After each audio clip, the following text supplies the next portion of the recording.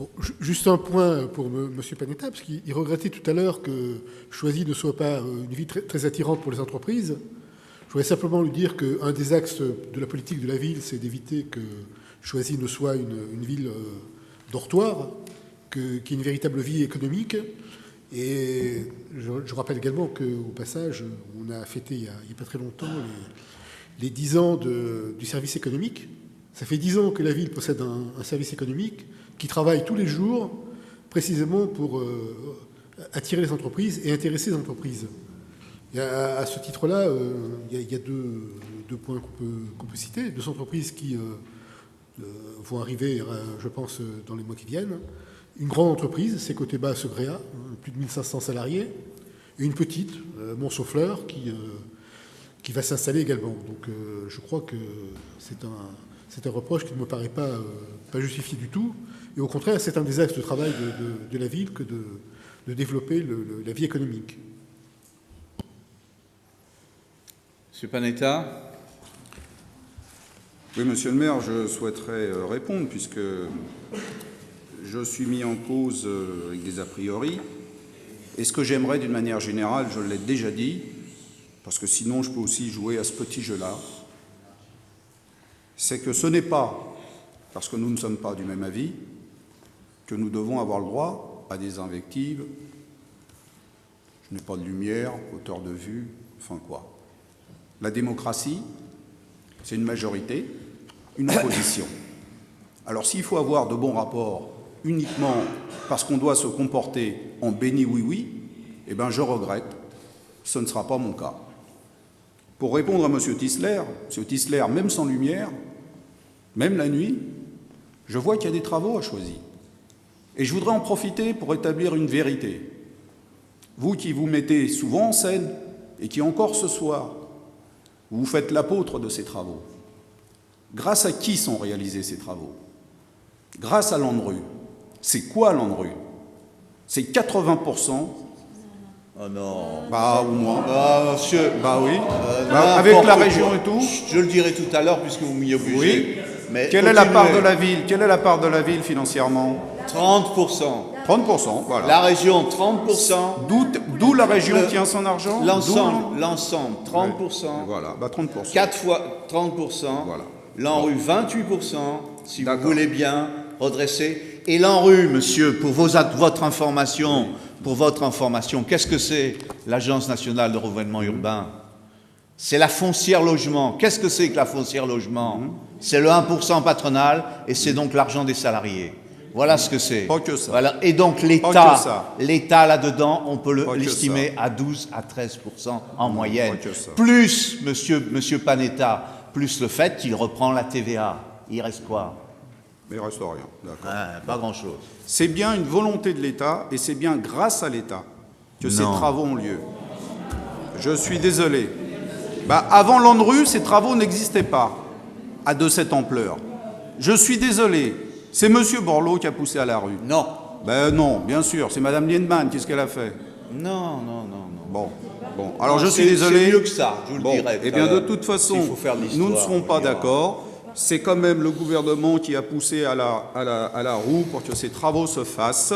Et vous pourriez quand même en prendre acte. Bon. De toute façon, ma réflexion, lorsqu'on parle de sécurité et de police municipale, M. Tisler, demandez à vos collègues de Vitry, lorsqu'on entend sécurité, ce n'est pas des cow-boys armés qui courent dans les rues. La sécurité, ça concerne aussi une personne qui sort de chez elle, qui est coincée, qui ne peut pas aller travailler ou qui ne peut pas se rendre dans une autre ville. La sécurité, c'est lorsque le bus veut passer dans une rue, il ne peut pas passer à cause du stationnement sauvage des voitures. La sécurité, c'est lorsque les éboueurs veulent ramasser des poubelles, renoncent à prendre des poubelles parce qu'ils n'ont pas accès au bout de la rue. C'est cela la sécurité, c'est tout ce que nous demandons. Et ça, c'est du domaine de la municipalité. Bien.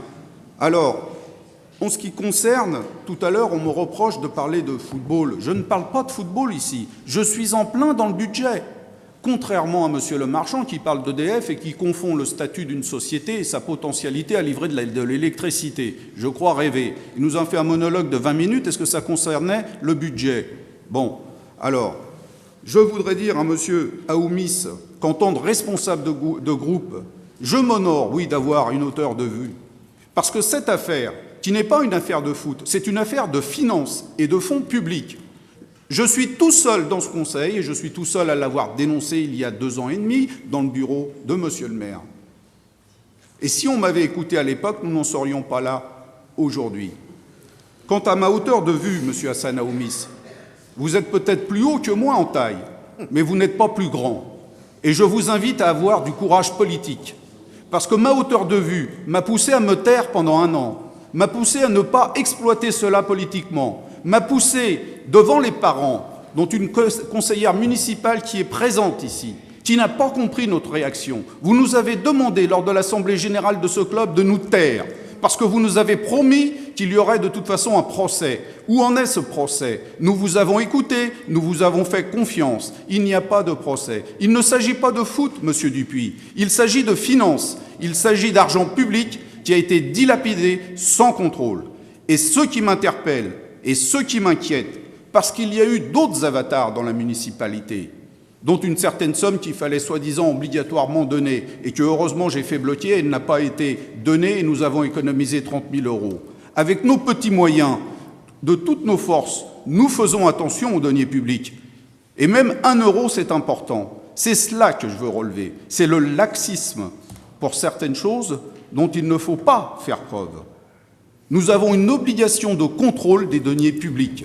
Et je suis désolé, je n'ai pas la preuve et la certitude que ce soit fait. Bien, merci. Alors nous pouvons y remédier. Merci, Monsieur Panetta. Monsieur Aounis, puisque c'est là-dessus que l'essentiel tourne. On va être respectueux de tous ces gens qui sont ici. On va franchement leur éviter le ping-pong sur quelque chose qui est important, c'est vrai, mais qui n'a pas droit d'être là aujourd'hui sur ce débat du budget.